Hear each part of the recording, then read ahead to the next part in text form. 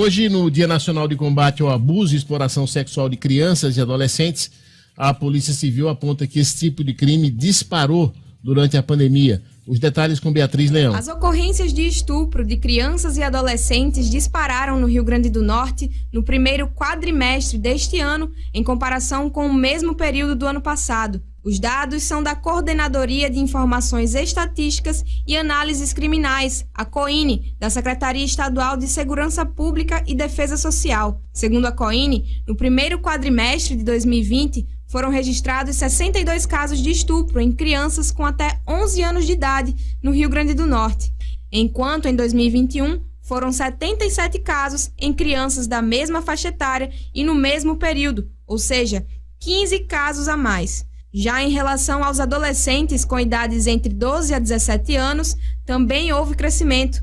No primeiro quadrimestre do ano passado foram 37 casos, contra 50 neste ano. Vale ressaltar que a maioria das vítimas de estupro, tanto em crianças como adolescentes, são pessoas do sexo feminino. Sobre esse assunto, a delegada especializada em defesa da criança e do adolescente, Igara Rocha, afirma que a pandemia deixou as vítimas à mercê dos abusadores. A gente observa que a pandemia ela impactou de forma negativa, porque a maior parte desses abusadores, eles são ou parentes da vítima ou pessoas que têm acesso à casa em que elas vivem, né? E no ambiente virtual também, porque essas vítimas elas passaram a ficar mais tempo conectadas e automaticamente mais vulneráveis. Para denunciar casos de abuso e exploração sexual de crianças e adolescentes, basta ligar para o Disque 100 dos Direitos Humanos ou o Disque 181 da Polícia Civil. Ambos os canais funcionam 24 horas, a ligação é gratuita e o realizador da denúncia é mantido em anonimato. Beatriz Leão, para 96 FM. É isso aí, hoje é o Dia Nacional de Combate ao Abuso e Exploração Sexual de Crianças e Adolescentes. Boa noite, Gustavo Negreiros, boa noite, Dinarte Assunção. Boa noite, Êndio, Dinarte, boa noite a você, amigo ouvinte da 96. Isso é um tema bastante complicado, no sentido que tem que ser combatido diariamente. Esse é um problema que está dentro de casa. O mais grave de tudo é que esse é um problema que ocorre dentro de casa, muitas vezes com algum parente próximo, né? Mais de 90% dos agressores estão dentro de casa. Isso é uma questão ainda mais grave, e isso deixa dano e sequelas para o resto da vida. Por isso que tem que ser denunciado. Incomoda os dois telefones que a Ibia deu no final, um da Polícia Civil e outro do Direitos Humanos. Me incomoda muito o do Direitos Humanos, sinceramente, porque o trabalho dos direitos humanos é para os manos. E um negócio desse não é para mano, não. Esse negócio aí é um negócio que tem que ser combatido o tempo todo. E uma das formas de combater é justamente com a informação. Com informação, você olhar para detalhes, você observar comportamento de filha e filho. Não é só de mulher, não. Meninos e meninas. Né? Então você tem que observar o comportamento, você tem que ter sensibilidade, tem que escutar, né? Escutar. E também, às vezes, não pode oportunizar determinadas situações. Então, também tem que ter a responsabilidade no que que eu chamaria de oportunizar. Tem gente que tem mania de andar nu dentro de casa, tomar banho conjunto, só uma série de coisas que eu sou contrário. Parabéns a quem acha bonito, que é muito lindo esse naturalismo. Não acho. Cada um no seu quadrado. Inclusive, banheiro é uma coisa individualizada, vai de um em um. Dizendo isso porque ocorre muitas coisas também nesse interino aí. Pessoal, é complicado porque, como é dentro de casa, geralmente tem várias sensações. E às vezes, pais e mães ficam contra, inclusive os filhos. O que não pode. A criança, ela tem que ser protegida diariamente. Dinarte Assunção, buenas noches. Buenas noches. Olha, esse tema, ainda há um certo tabu em torno desse tema, né? Especialmente porque acontece dentro de casa e aí gera muitos conflitos gera muita dúvida do que fazer, do que não fazer. Mas, gente, não há muito o que discutir. O caminho é o caminho da denúncia. Tem que denunciar. Não há como não deixar de denunciar. Até porque um adulto que toma conhecimento de que há uma criança, um adolescente em uma situação de vulnerabilidade como essa, tem que tomar providências sob pena de até estar sendo cúmplice com isso. E para a criança e para o adolescente, é uma coisa que é muito traumática. Quando eu sofri abuso sexual na minha infância, foi uma coisa que eu não compreendia o que estava acontecendo. Era muito... Eu percebia que tinha algo de muito estranho acontecendo, e depois eu me voltei contra mim mesmo. Eu achava que a culpa era minha. Eu tinha vergonha por achar que a culpa era minha. Uma criança. E aí você pega isso e você reproduz em uma escala, né, com diversas crianças, diversos adolescentes passando pelo mesmo dilema, especialmente porque muitos sofrem ameaça. As ameaças mais comuns são: se você falar para sua mãe, para o seu pai, para sua tia, eu mato. E aí a criança fica com um peso da responsabilidade de não ver a mãe, o pai, o irmão morto, porque acredita que isso vai acontecer. Que se abrir a boca, vão matar a mãe, vão matar o pai, vão matar alguém. Aí você imagina o que se passa na cabeça dessa criança. Hoje, cada vez mais frequente é o assédio, é o crime sexual cometido pelo telefone. Aí os pais têm que ficar de olho, tá, pessoal? Não dá para você largar o seu filho diante de uma tela conectada à internet, porque é uma outra forma também de crime, que é as ameaças. O bandido vai com um papo, né, consegue enganar a criança, o adolescente, até que ele começa a construir uma relação, e essa relação vira uma relação de poder. Ele sempre vai ser mais forte. A criança sempre vai ficar subjugada. E vocês têm que ficar atentos a isso, porque senão o BO é grande. Tem um detalhe também, que é o seguinte: a gente conversa com os psicólogos, psiquiatras, e eles dizem que os pais são muito negligentes com relação aos sinais das crianças e dos adolescentes quando estão sendo abusados.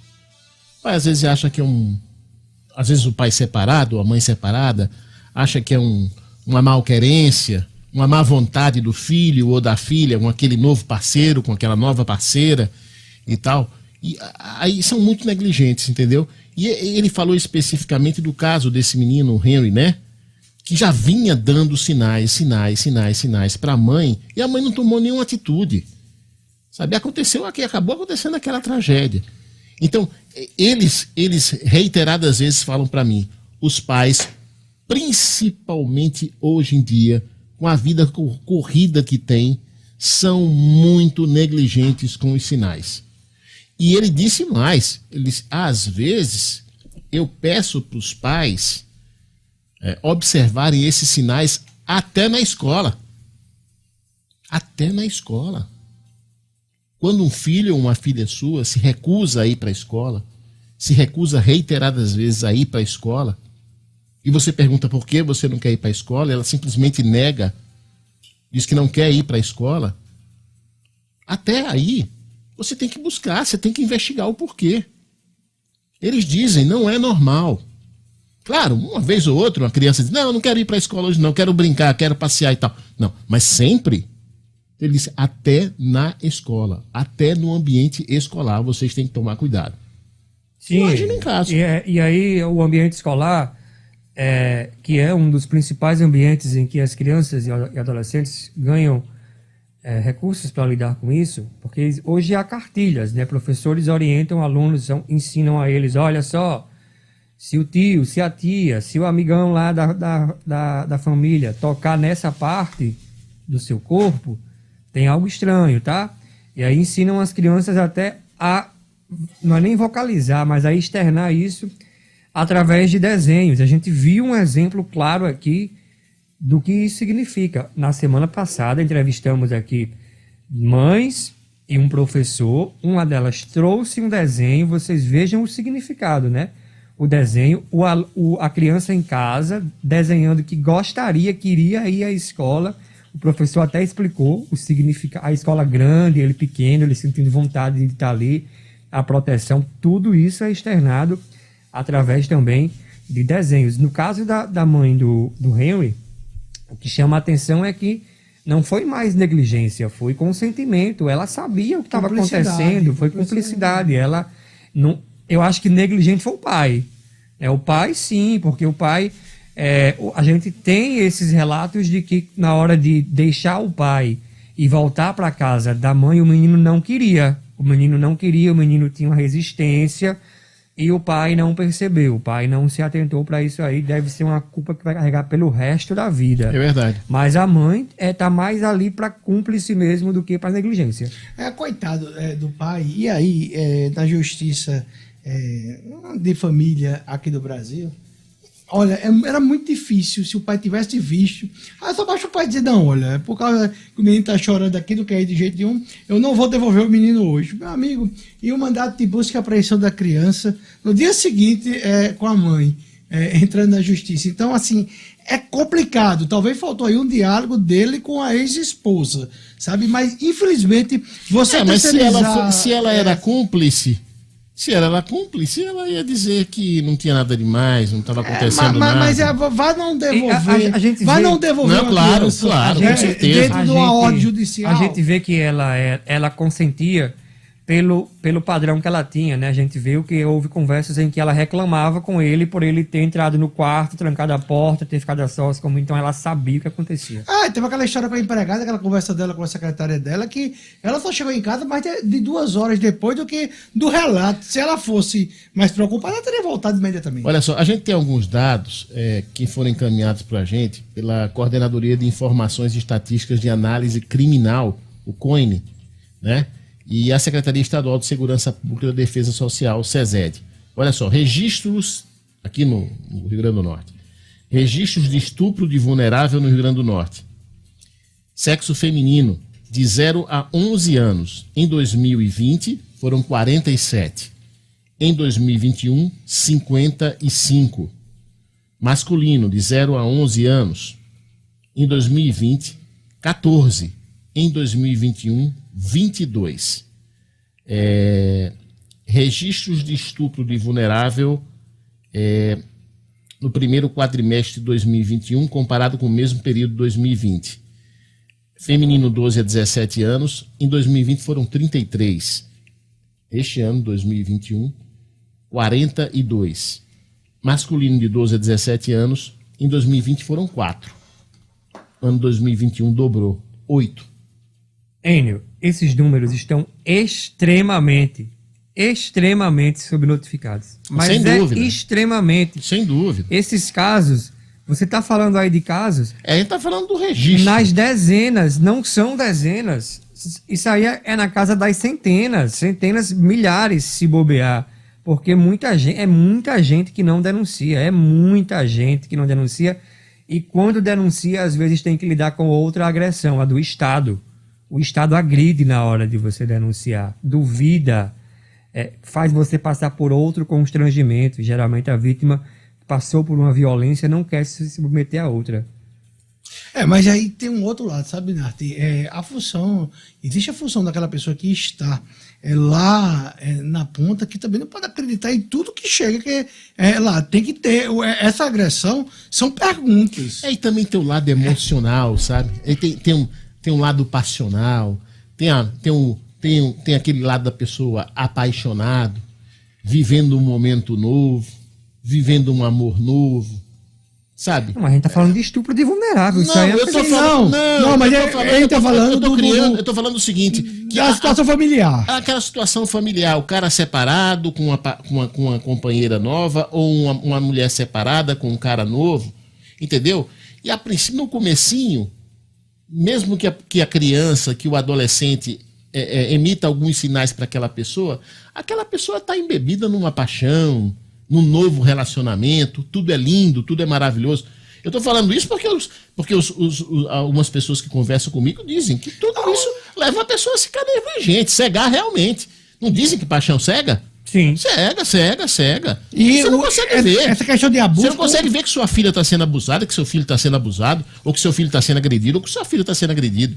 Padrasto e madrasta tem uma grande porcentagem em relação a esse tipo de agressão. Isso existe muito com padrasto e madrasta. Tem que ter cuidado.